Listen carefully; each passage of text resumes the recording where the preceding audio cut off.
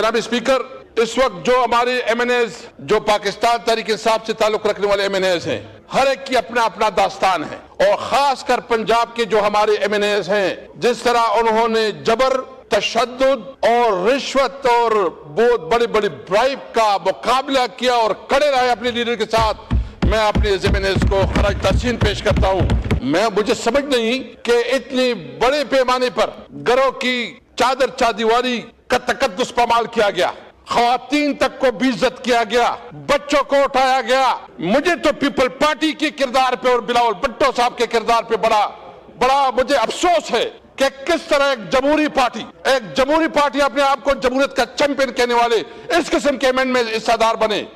इस जुल्म और जबर के मामले में वो हिस्सेदार बने। मुझे अफसोस है इस बात पे, इसलिए अफसोस है कि बताएं कि जितने ये जो हमारे MNAs बैठे हैं, सबके कारोबार बंद, उनके घरों को मसमार किया गया, उनकी जायदाद पे कब्जे दिलाए गए। और अभी ये भी पता चला है, हमारा एक MNA आजी इम्तियाज साहब, उनकी जमीनों पे भी नाजायज कब्जा किया गया,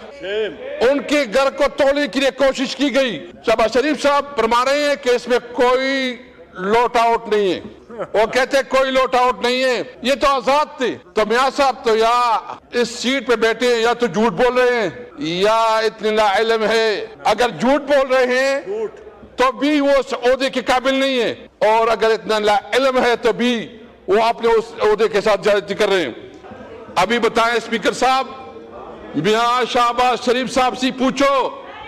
कि तुम्हें जो 5 वोट मिले हैं वो आपने खरीदी हैं, आपने एयरपोर्ट पर दिए हैं, आपने खरीदे हैं, आपने इस कानून साजी का जो जिस तरह तूने कानून साजी किए, तुमने इस मुल्क की जमहूरियत को जो हमने शेम जमहूरियत, ये शेम डेमोक्रेसी, और तुमने जमहूरियत के नाम पे काला डब्बा डाला है। ये कानून साजी नहीं है, ये हमारा आदिल बादई। मैं स्पीकर साहब से भी गिला करता हूँ, आदिल बादई का ये आदिल बादई का इलेक्शन कैंपेन का पोस्टर है,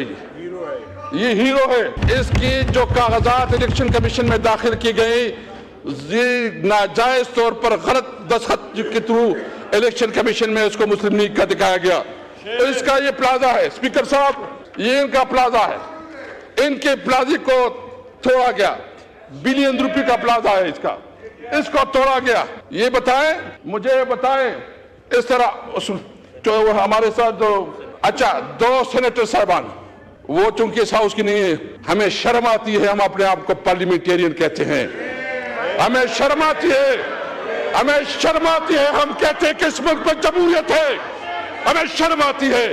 ये जमहूरियत नहीं, इसमें तो आप जब डंडे के जोर पे,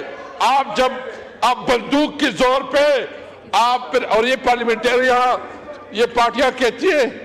कि हमने करवाया, वह तुमने क्या करवाया, और जिसने क्या उसने क्या, तुम्हारा कोई रोल नहीं है, जोर और जबरदस्ती से किया है। जनाब स्पीकर, सबसे पहले मैं समझता हूं, नंबर 2, ये गैर कानूनी कानून साजी हुई है। मैं पूछना चाहता हूं, ये सेनेट फेडरेशन यूनिट है, इसमें तमाम सूबों की बराबर की नुमाइंदगी होती है, जो खैबर पख्तूनख्वा की नुमाइंदगी नहीं है। इसमें मुझे बताओ, क्या सेनेट पूरा है? जो ये आइन की खिलाफ वर्जी नहीं है कि एक सूबे को आपने हक रायदही से महरूम रखा, एक सूबे को आपने जो उसका हक था उससे महरूम रखा, और उस पे कहते हैं। और दूसरी बात, ये असेंबली भी फेडरेशन कंप्लीट ही नहीं है, और मैं ये कहता हूं कि ये असेंबली, जनाब स्पीकर, ये असेंबली भी इस वक्त नामुकम्मल है। ख़वातीन की सीटें जो तहरीक इंसाफ का हिस्सा बनती थी और तहरीक इंसाफ का हक बनता है, अभी तक वो ख़वातीन की जो हक है वो नहीं दिया जा रहा है। माइनॉरिटी का हमें हक नहीं दिया जा रहा है, तो न कोई भी असेंबली पूरा, न सेनेट पूरा। तो आइन साजी होती है, कानून साजी होती है।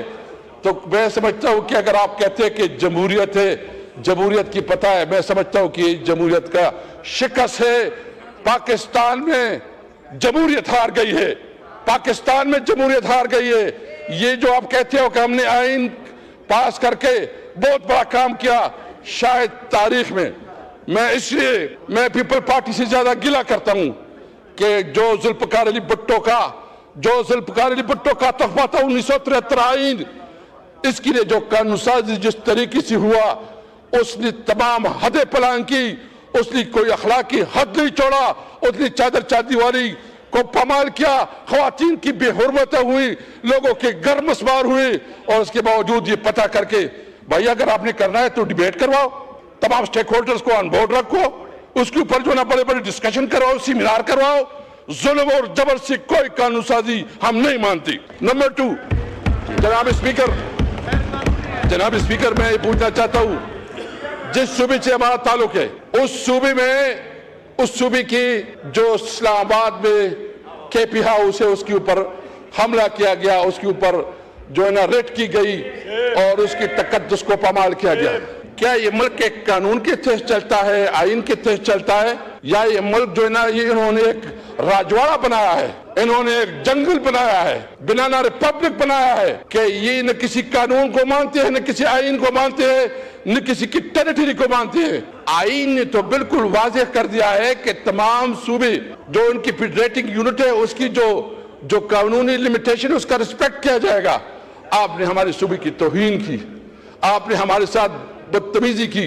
اور صرف یہ نہیں، آپ نے صرف یہ نہیں کیا، آپ جو ہمارے فنڈز ہیں، جو ہمارے ساتھ آپ لوگوں کی کمٹمنٹس ہیں، جو آپ کی اس وقت پوری صوبے کے ساتھ جو آپ کے فنڈز رہتے ہیں وہ آپ نہیں دے رہے، اس لیے کہ آپ کے ایک دوسری آپ کے مخالف پارٹی کی حکومت ہے۔ تو کیا اس وقت حکومت میں بیٹھے ہیں، یہ آپ کو فیڈریٹنگ میں جو اپنی ہمارے صوبے کے ساتھ ظلم کر رہے ہیں، یہ ہمارے صوبے میں جو احساس محرومی بڑھتی جا رہی ہے۔ اور یہ بھی چھوڑے جناب اسپیکر، یہ ہمارا علاقہ جو خیبر پختونخوا کا پاٹا بیلٹ ہے، یہاں سب سے بڑا اس وقت کاروبار بند ہے۔ افغانستان کے ساتھ ہمارا سارا دارومدار، ہماری اکانومی کا، ہمارے روزگار کا، ہماری 2 وقت روٹی کا سارا دارومدار وہ افغانستان کے ساتھ کاروبار پہ ہے۔ آپ نے افغانستان کے ساتھ کاروبار بند کیا، یہاں irregular اکانومی، اور یہاں جو